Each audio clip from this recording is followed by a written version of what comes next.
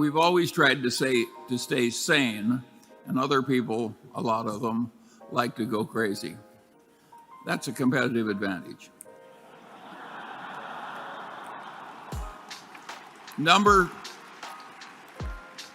two, as we've gotten bigger, we've used this sort of golden rule that we want to treat the subsidiaries the way we would want to be treated if we were in the subsidiaries.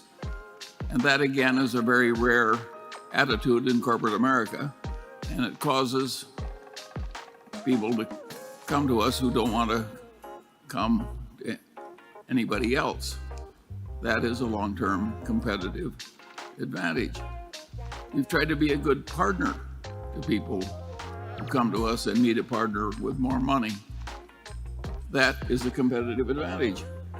And so we are leaving behind a field that's very competitive and getting into a place where we're more unusual. This was a very good idea. I wish we'd done it on purpose. A few years ago, a person who's in this audience, I believe, came to me, and he was in his 60s, and he said that for about a year he'd been thinking about selling his business, and the reason he'd been thinking about it was not because he wanted to retire. And we very seldom buy business from people who want to retire. He didn't want to retire at all. He loved what he was doing, but he had an experience in buying a business a few years earlier from a family where he had known the fellow who had built it. The fellow had died, and then just everything bad started happening in the family, in the business, and the employees, everything else. So he really wanted to put to bed the question of what happened with his business. It wasn't that he really cared a lot about monetizing it or having the money. He wanted to put his mind at ease that what he'd spent lovingly building up over 30 or 40 years was not going to get destroyed, or that his family would get destroyed if he died. So he said he thought about it a year, and he thought about it, and he thought, well, if I sell it to one of my competitors, and they would be a logical buyer. They usually are. That's why we have antitrust laws.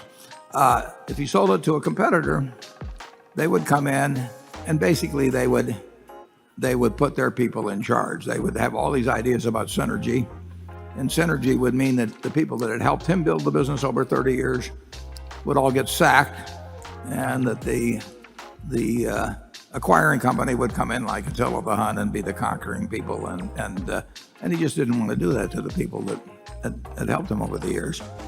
And then he thought he might sell it to some private equity firm, and he figured that if he sold it to them, they'd load it up with debt, which he didn't like, and then they'd resell it later on, and then, so he would again have lost control. They might do the same thing that he didn't want to have happen in the first place in terms of selling it to a competitor or whatever it might be.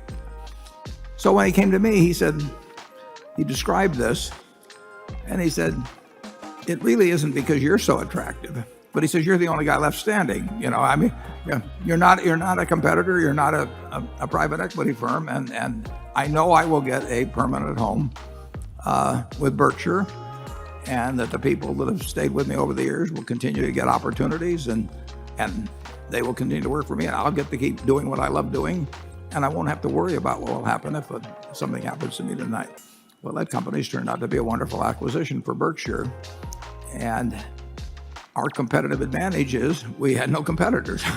And I think, well, we will see more of that. We've seen a lot of it over the years. We'll see more of it. Charlie?